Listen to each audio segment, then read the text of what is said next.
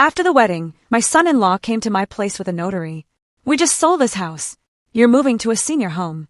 I said, perfect. First, let's visit the police. They're very curious about what I reported about you.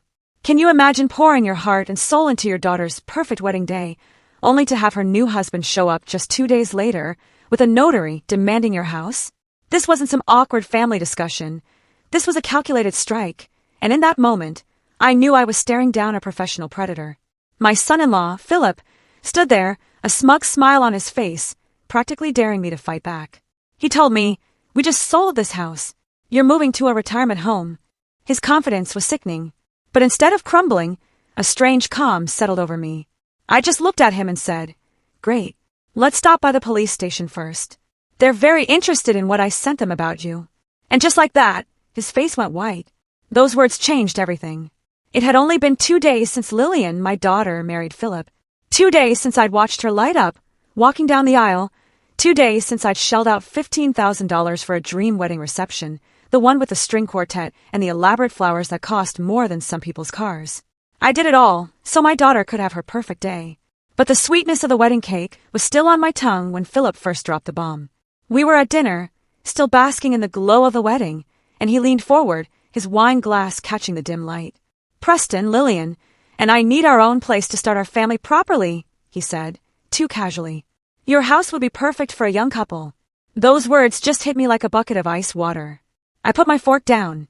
My voice stayed level, but my hands instinctively gripped the edge of the table. "Philip, that's my home. I built it with my own hands 20 years ago." Lillian, caught between us, her new wedding ring glinting, pleaded, "Dad, Philip, please don't fight. It's supposed to be a happy day." Happy! The flowers from the ceremony were still wilting on our table, their petals browning. "Philip, though," his smile never wavered. "But you're just one person in such a large house. It's not practical. And at your age, wouldn't you prefer something more manageable?" At my age, I was 68, not ancient, but he spoke like I had one foot in the grave. My champagne flute trembled. "We take such good care of it," he continued, reaching to touch Lillian's hand. "Think about it. Your grandchildren playing in those rooms someday." Lillian's eyes darted between us, worried. "We'll manage, honey." She squeezed his hand, but I caught the genuine worry in her voice. Money had always been tight for her. I straightened in my seat. "Philip, at my age, I'm still strong enough to make decisions about my own property. The answer is no. You can stay for a few days while you find your own place." His confident expression flickered. Just for a moment, something cold passed behind his eyes before the charming mask returned. "Of course, Preston. I understand completely, but..." His tone sharpened. "It's just that rental prices these days, and with Lillian's teaching salary, he called my home a valuable asset. Not the place where I carried my wife over the threshold, where Lillian took her first steps, where Margaret spent her final days. An asset." The background jazz in the restaurant suddenly sounded mocking. I pushed back from the table. My napkin fell to the floor, my ears rushing with blood. "Take care of the check," I managed, tossing 2 20s on the table. "I need some air." Philip's voice followed me as I turned away. "We'll talk about this later, Preston, when you've had time to think it through properly." As if wanting to keep my own house was irrational. The drive home was silent, Lillian's worried glances burning into my conscience. Once inside, I loosened my tie, poured a whiskey, and sank into my study chair. My study, my yard, my house. The sheer audacity of it still stole my breath. I scrolled through wedding photos. Philip cutting the cake, his hand over Lillian's. Dancing with my daughter. Shaking my hand, calling me Dad for the first time. Had he been planning this even then? The whiskey burned, but not as much as the memory of Philip's smug smile. He'd expected resistance. It was all part of his game. I pulled out the leather journal Margaret had given me. "For all those ideas rattling around in your head," she'd said. I wrote the date, March 17th, 2025. Philip Green may demand for house ownership during wedding celebration dinner. Claims practical concerns. Mentions my age repeatedly. Lillian uncomfortable but supportive of husband. What kind of man is that? 2 days after a wedding I paid for, he wants my home. Not asking to buy it, not suggesting we sell. Just hand it over, like I'm some doddering old fool ready for the nursing home. I opened my laptop. Bank statements, property records, insurance documents. Numbers that represented a lifetime of careful planning. My house was worth maybe $400,000. My pension and savings would last me another 20, maybe 30 years. Philip knew all this somehow. His questions during their engagement hadn't seemed invasive then, just a future son-in-law showing interest. Now they felt like reconnaissance. What's your property tax situation like, Preston? This neighborhood must have great appreciation rates. Have you considered what you'll do with all this space eventually? I'd answered honestly, proud of my financial stability. Proud to show Lillian's fiancé that she came from a secure family. Margaret's photo caught the lamplight. Trust but verify, she used to say. People show you who they are if you pay attention. I'd been too happy about Lillian's engagement to pay proper attention. Too grateful she'd found someone after her divorce 3 years ago. I picked up the pen again. Philip Green, 38 years old, business consultant, claims to help small companies improve efficiency. Works from home, travels occasionally for clients.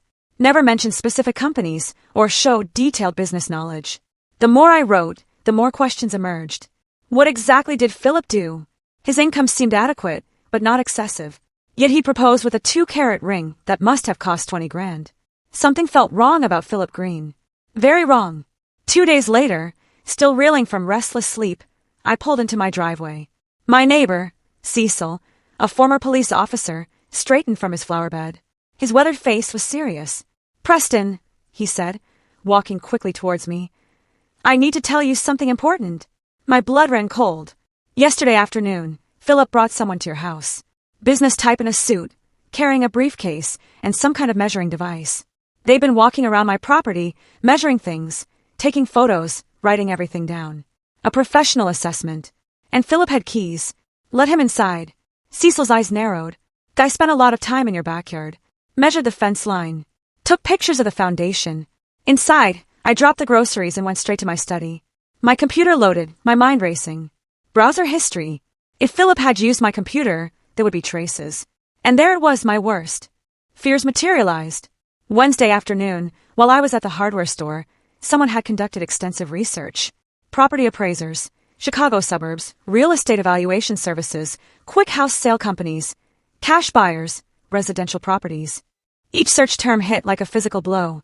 Then, legal requirements, property transfer Illinois, power of attorney, real estate transactions, elderly homeowner assistance programs. My hands trembled as I clicked through the visited websites. Philip hadn't just brought an appraiser to my house. He'd researched the entire process of taking it from me. This wasn't a spontaneous request over wine. This was a calculated plan, probably months in the making. My phone buzzed. A text from Lillian. Dad, are you feeling better? Philip says you seemed upset at dinner. Maybe we can all talk tonight. Talk. He wanted to talk again, probably to present his reasonable proposal, now backed by appraisals and legal research. With trembling fingers, I called my lawyer, Edward Lloyd. Edward, it's Preston Weaver. I need to speak with you immediately. It's urgent. Tell him it's about fraud. Real estate fraud.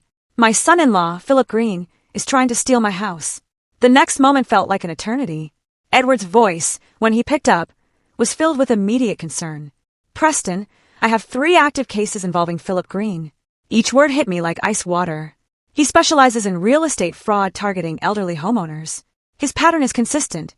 Marry into families, gain trust, then use forged documents to claim property ownership.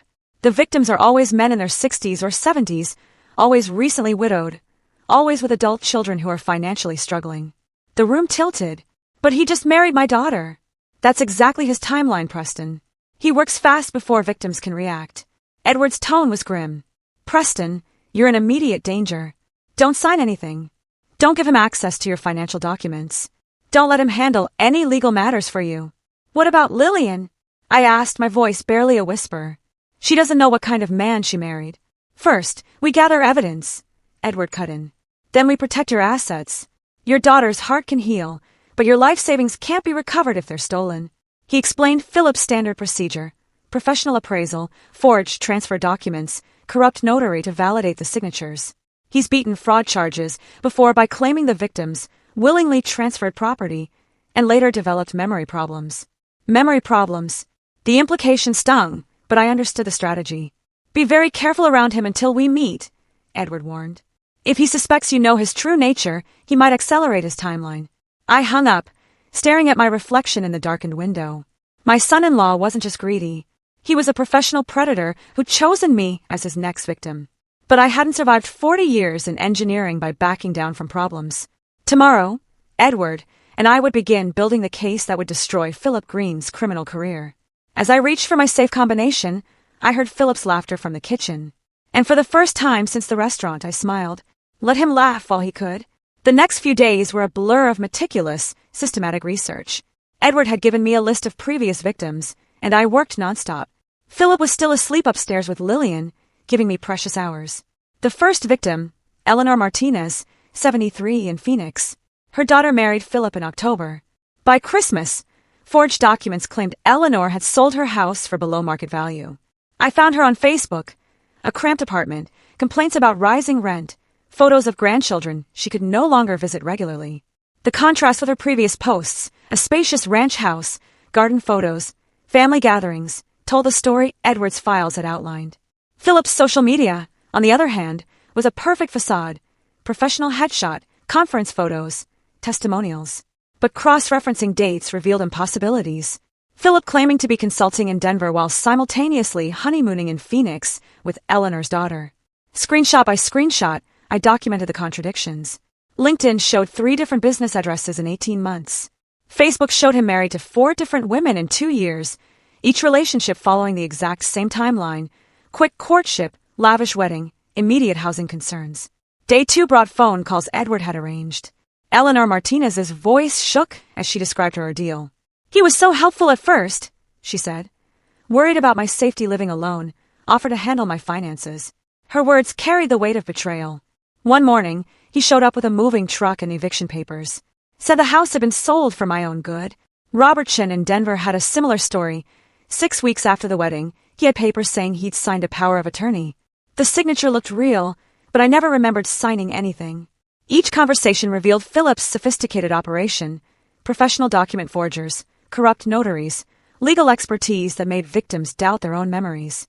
The emotional devastation was consistent: adult children who believed their new spouse over their elderly parent. Families torn apart by manufactured confusion. By day 3, I had compiled a comprehensive timeline.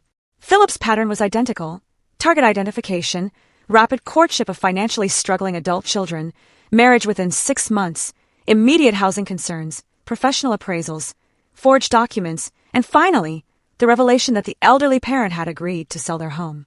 The most damning evidence came from a deleted social media post I'd managed to capture through Google's cache system. Posted just 2 days after our wedding, Philip had written, "Another successful acquisition. This old man won't know what hit him. Retiring early property investment." It had been deleted within hours, but I had the screenshots. Philip's overconfidence had created the perfect evidence of premeditation. I organized everything into categories: digital proof of timeline inconsistencies and multiple identities, testimonial evidence from previous victims, documentary evidence of forged signatures, and financial evidence tracking fraudulent transactions. "This is exceptional work, Preston," Edward said after reviewing my preliminary findings. "Most victims don't discover the pattern until after they've lost everything." That night, one final detail caught my attention. Philip's most recent Facebook post, uploaded just an hour ago. Exciting changes ahead. Sometimes family means making tough decisions for everyone's benefit. The timing sent chills through me. Philip was preparing to make his move, probably tomorrow, when he thought I was most vulnerable. I saved the screenshot and smiled grimly. Let him try. I was ready. After 3 intense days hunched over my computer, I decided to clean the house. The irony wasn't lost on me, preparing my home while planning to protect it from the man sleeping upstairs with my daughter. As I moved the coffee table, something caught the morning light. A tiny lens, no bigger than a shirt button, nestled behind a decorative ceramic bowl. My engineering mind processed the impossibility immediately. This wasn't dust. Someone had placed a camera in my living room. My hands trembled. A professional-grade, motion-activated device with a micro SD card slot. The installation was sophisticated, nearly invisible. Philip had been recording me. This felt worse than his demand for my house. This was my sanctuary, where I'd grieved Margaret, made private calls, planned my investigation. All of it captured. I fought the urge to rip it out. Evidence. This could be evidence. I carefully extracted the micro SD card.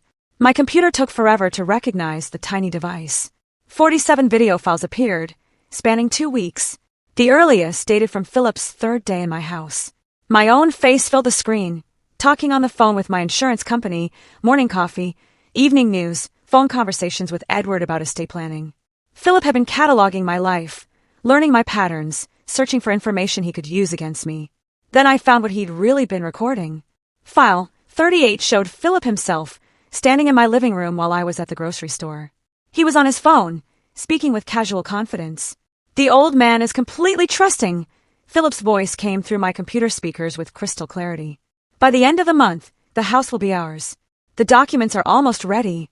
I paused, my heart hammering. Here was Philip's voice, in his own words, admitting criminal intent. The conversation continued. "Richard, are you sure the notary stamps will pass inspection?" Richard, a name I didn't recognize, but clearly an accomplice. "These elderly targets sometimes surprise you," came the reply through Philip's phone. "He's exactly like the others, proud, independent, but ultimately naive." Philip's laugh carried cruel satisfaction. "He actually paid $15,000 for our wedding. Made it so easy to look legitimate." My vision blurred with rage. Every suspicion confirmed. Every fear validated. And the daughter, Lillian, will never believe her precious daddy over her loving husband. She's the perfect cover. Perfect cover. My daughter wasn't his wife. She was his alibi. I copied the file immediately, making multiple backups. This single recording was worth more than 3 days of detective work. Philip's own words, clearly stating his criminal intentions, naming his accomplice, revealing his complete plan. Richard Fox, I learned from further recordings, was the corrupt notary who'd validated forged documents for Philip's previous victims. Phone conversations between them laid out the entire operation. But Philip had made one crucial mistake. His arrogance led him to discuss his crimes in detail, never suspecting his own surveillance equipment would become evidence against him. I closed the laptop and reached for my phone. This evidence changed everything. It was time to stop investigating and start prosecuting. Detective Sarah Miller had been Edward's recommendation. As I dialed the police department, I finally felt like I was moving from defense to offense. Philip's own arrogance would destroy him. The downtown police station was more intimidating than I expected, but Detective Sarah Miller had agreed to see me immediately when I mentioned Philip Green's name. "Mr. Weaver," she said, firm handshake, "I have to admit, I wasn't expecting much when you called. Most elderly fraud victims have very little concrete evidence." I set my briefcase on the metal table with deliberate precision. "Detective Miller, I spent 40 years as an engineer. I believe in documentation." She opened my case, reviewing the organized folders. Her eyebrows rose steadily. Social media screenshots, victim testimonies, financial records, and finally, the audio recordings from Philip's hidden camera. "After reviewing what you've brought me," she said, 20 minutes later, "I can see that this is the most comprehensive case file I've seen in 15 years. She typed rapidly. "We've been tracking Philip Green across 3 states for 8 months. He's wanted in connection with at least 12 fraud cases." 12? How is that possible? "He's very good at what he does," she replied, a professional frustration in her tone. "Victims are often too embarrassed to report, and evidence is usually insufficient for prosecution." "Well, I'm not embarrassed," I said firmly. "And I have plenty of evidence." Detective Miller leaned forward, her manner shifting from routine intake to active strategizing. "Mr. Weaver, you could be the key to finally stopping this man, but it would require your active cooperation in a sting operation." My pulse quickened. "What kind of cooperation?" "We'd need you to act normally. Let Philip proceed with his plan, while we record everything for evidence." She studied my face carefully. "It means letting him think he's succeeding until we have him on tape committing the crime." The idea felt surreal. "You want me to let him think he's winning?"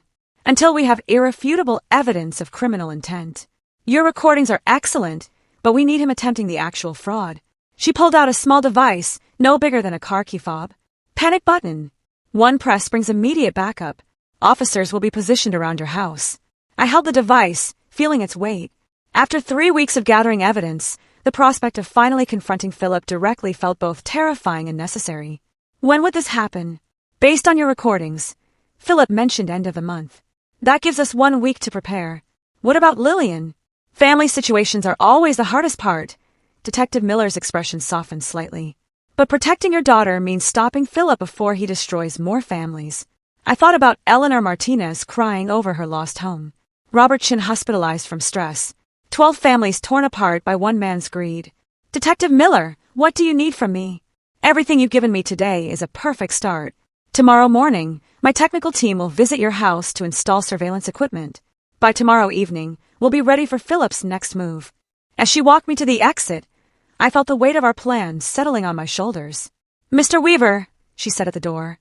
"In 15 years of police work, I've never seen a victim turn the tables this completely. Philip Green has no idea what's coming." I drove home, knowing that my quiet retirement had just become the final chapter of a criminal's career. The house felt different as I walked through the front door, knowing that within 24 hours, it would be transformed into a crime scene. Detective Miller's team would arrive at 8 a.m. By evening, every word Philip spoke would be recorded. I had one night to mentally prepare for the performance of my life.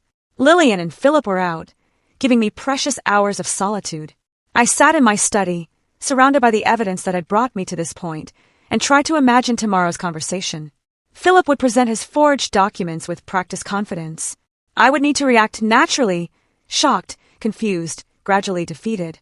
The performance had to be convincing enough that he'd reveal his criminal methods on camera. Morning came too. Quickly. At 8 a.m. sharp, 3 unmarked vans pulled into my driveway. Detective Miller emerged, followed by technical specialists carrying equipment cases. "Mr. Weaver, we'll have everything installed within 4 hours," she announced, directing her team. "After that, we rehearse." I watched in fascination as they worked with surgical precision. Micro cameras, smaller than a quarter, appeared throughout my living room and kitchen, completely invisible once positioned. Audio equipment followed, directional microphones that could capture whispered conversations. "These cameras record in ultra-high definition," the lead tech explained. "The audio system filters background noise automatically. Unless Philip specifically looks for surveillance equipment, he won't notice anything." Detective Miller handed me an earpiece no bigger than a hearing aid. "Direct communication with our monitoring station. We'll be able to guide you if necessary." "Where will you be positioned?" I asked. "Mobile command, unit across the street. Officers in neighboring houses. Backup team 2 blocks away." She showed me a tablet displaying multiple camera angles from my own living room. "Response time will be under 30 seconds if you use the panic signal." By noon, the installation was complete. My familiar home had become a sophisticated recording studio. "Now we rehearse," Detective Miller announced. For 2 hours, we practiced likely scenarios.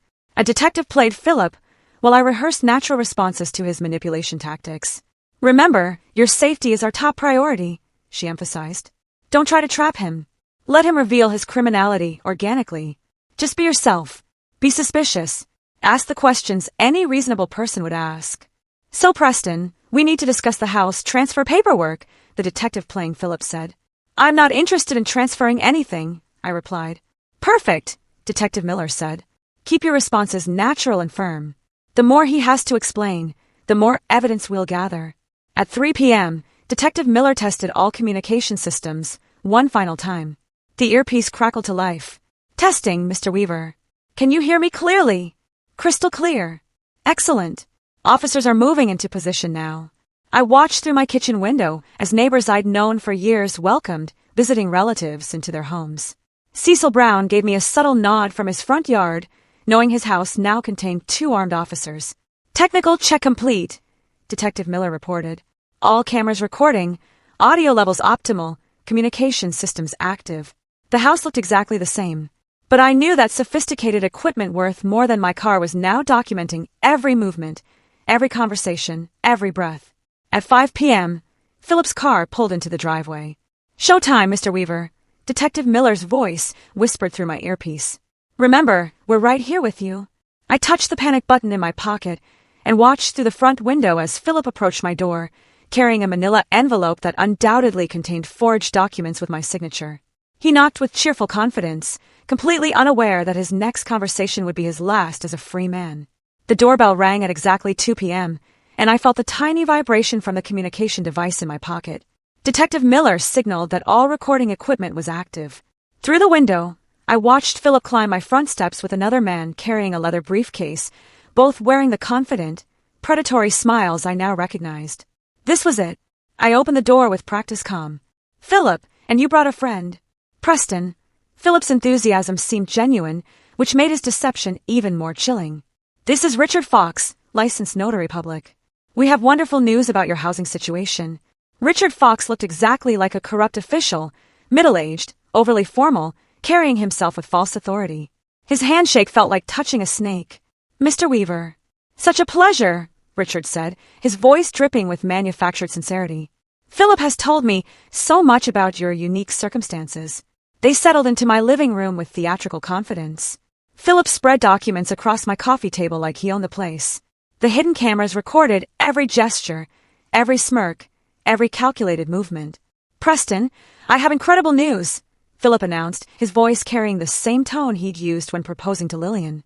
We've just completed the sale of this house. You're moving to a lovely senior facility. It's all arranged. I examined the papers with engineering precision, noting the professional quality of the forgeries. That's interesting, Philip. Who exactly did you sell my house to? A wonderful young family. They're paying well above market value. Philip's smile never wavered. Richard here has all the legal documentation. Richard opened his briefcase with a flourish, revealing official-looking stamps, seals, and notarization equipment. Mr. Weaver, these documents show the completed sale of your property. Everything is legally binding and properly notarized. I don't recall agreeing to sell my house, Mr. Fox. Sometimes elderly individuals forget these important arrangements, Richard replied with practiced condescension. The paperwork clearly shows your signature and consent. Perfect. They were establishing the entire fraud scheme on camera, using the exact language Detective Miller had predicted. While this is certainly unexpected, I said, maintaining my role as confused elderly victim.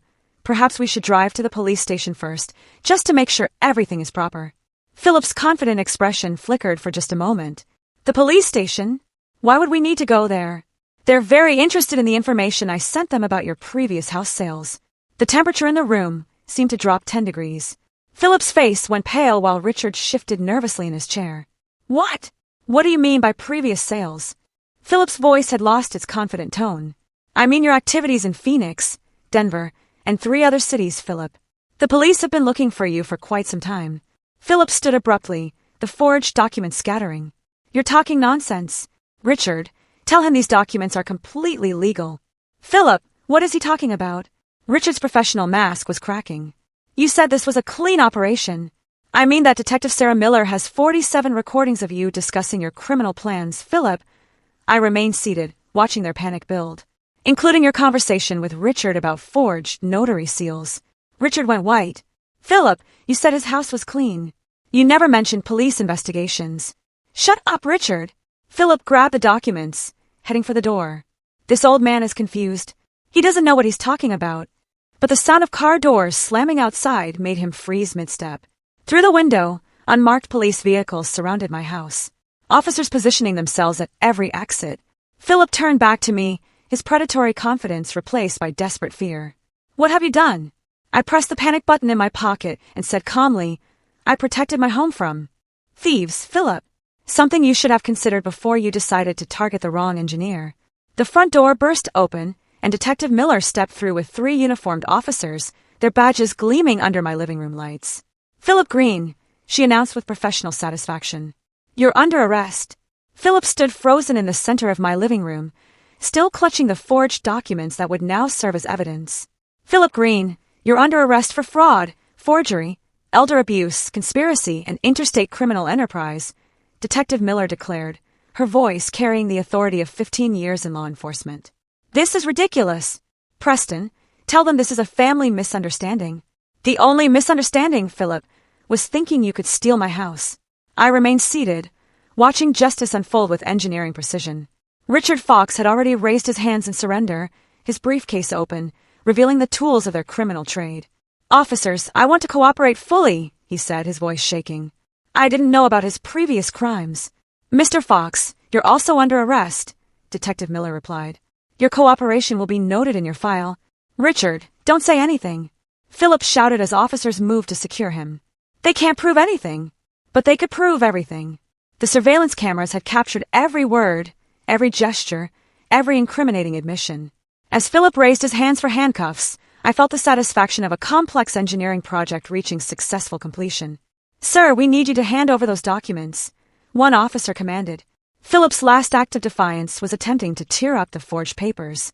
2 officers stopped him immediately, preserving evidence that would send him to federal prison. These papers are private family business, he protested. They're evidence in multiple felony cases across 3 states, Detective Miller corrected, carefully collecting each document for the evidence chain.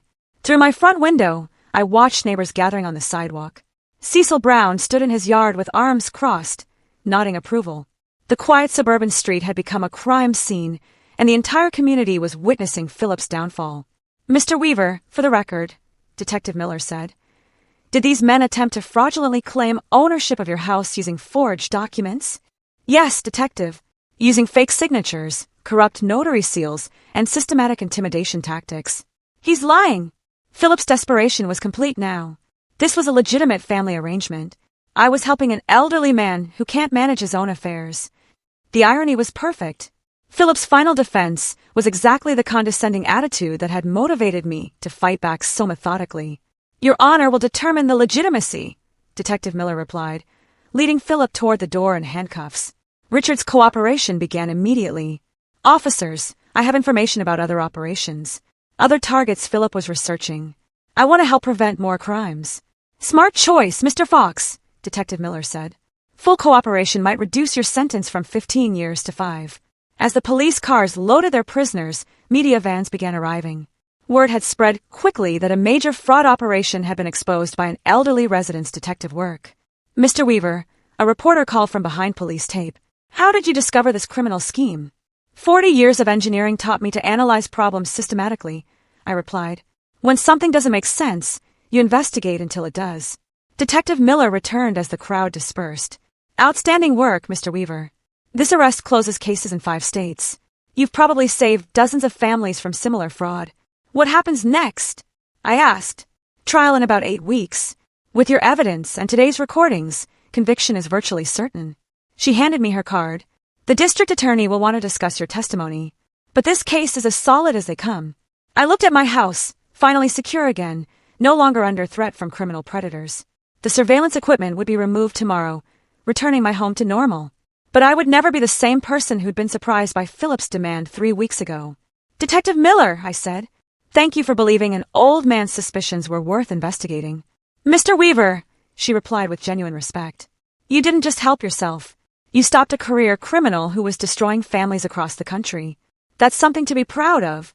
As the last police car disappeared down my quiet street, I realized that while this battle was won, the war for justice was just beginning. Philip's trial would be the final chapter in a story that started with his arrogant demand for my house. But tonight, for the first time in weeks, I would sleep peacefully in my own bed, in my own house, protected by my own intelligence and determination. 8 weeks later, I walked up the granite steps of the Cook County Courthouse, carrying the same briefcase that had helped convict him. The spring morning was crisp, May sunshine warming my face as I prepared for the final confrontation. Detective Miller waited by the courthouse entrance, smiling. "Ready for the final chapter, Mr. Weaver?" she asked. "More than ready," I replied, feeling the weight of justice in my briefcase. Inside, the courtroom buzzed. Philip sat at the defendant's table in an orange jumpsuit, his confident swagger replaced by the hollow stare of a man facing decades in prison. Richard Fox had already pleaded guilty in exchange for testimony against his former partner. But the most important sight was Lillian, sitting in the front row behind the prosecution table. She filed for divorce within a week of Philip's arrest, reclaiming her maiden name and her dignity. When our eyes met, she smiled with the same warmth I remembered from her childhood. The prosecutor's opening statement laid out Philip's criminal empire systematically: 12 victims across 5 states, over $2 million stolen in property, a pattern of targeting elderly homeowners through marriage fraud spanning 3 years. "The evidence will show," the prosecutor concluded, "that Philip Green is not an opportunistic criminal, but a systematic predator who destroyed families for personal profit." Philip's defense attorney attempted damage control. "Ladies and gentlemen, my client made poor choices, but he's not the mastermind the prosecution claims. He was manipulated by others into these unfortunate situations." I almost laughed. Even facing life in prison, Philip couldn't accept responsibility. The prosecution's case unfolded with mathematical precision. Victim after victim testified about Philip's identical methods: quick courtship, immediate housing concerns, forged documents, corrupt notarization, and family destruction. Eleanor Martinez from Phoenix spoke, through tears, about losing her home of 40 years. Robert Chin from Denver described the stress-induced heart attack that followed his eviction. Each story was identical, each family devastated by the same systematic predator. Then came the audio recordings from Philip's own surveillance camera. The courtroom fell silent as his voice filled the room. "The old man is completely trusting. By the end of the month, the house will be ours." Philip's face crumpled as he heard his own words condemning him. There was no defense against his own recorded confession. "Mr. Weaver," the prosecutor called, "please take the stand." I walked to the witness box with steady steps, feeling the weight of not just my own case, but all the families Philip had destroyed. "Mr. Weaver, please describe the events of March 25th. The defendant arrived at my house with forged documents claiming I had sold my property," I said clearly. "He demanded immediate eviction and threatened nursing home placement if I didn't comply." "How did you respond?" "I suggested we visit the police station, where I had already reported his criminal activities based on 3 weeks of investigation." Philip's attorney attempted cross-examination. "Mr. Weaver, isn't it possible this was simply a family misunderstanding?" "Counselor," I replied with engineering precision, "systematic criminals who target elderly victims across multiple states don't create misunderstandings, they create federal cases." The courtroom erupted in quiet laughter. Even the judge smiled. After 2 days of testimony, the jury deliberated for less than 3 hours. The verdict was unanimous. Guilty on all counts. Judge Clark's sentencing was swift and merciless. "Mr. Green, you've systematically targeted vulnerable elderly citizens for financial exploitation. This court sentences you to 12 years in federal prison with full restitution to all victims." Philip's legs gave out as the bailiff approached with handcuffs. The confident predator, who demanded my house 2 months ago, was now a broken man, facing more than a decade behind bars. Richard Fox received 5 years with possibility of parole. His cooperation noted but not excused. Outside the courthouse, Lillian hugged me tightly. "Dad, I'm so proud of how you protected not just yourself, but all those other families." "Sweetheart," I said, holding her close, "you love someone who deceived professionals for years. That shows your good heart, not poor judgment." "How can you forgive me for bringing him into our lives?" she asked, tears in her eyes. "Because you're my daughter, and you deserve someone who values the wonderful person you are." Detective Miller joined us on the courthouse steps. "Mr. Weaver, this case will be taught in police academies. You've shown that age brings wisdom, not vulnerability." As Lillian and I drove home together, she reached over and squeezed my hand. "Dad, what's next for you?" I thought about speaking engagements for elder fraud prevention, about helping other victims find their voice, about using my engineering mind to solve problems beyond just my own. "Whatever comes next," I said, "I know I can handle it." At 68, I had learned that protecting family requires not just love, but strategic thinking, careful preparation, and unwavering determination. Sometimes that combination is exactly what justice needs most. My house was safe, my daughter was healing, and Philip Green would spend the next dozen years remembering the old man who refused to be his victim. Honestly, what would you have done in my shoes? Have you ever had someone you trusted turn out to be a complete stranger? Let me know in the comments below. I'm genuinely curious to hear your thoughts.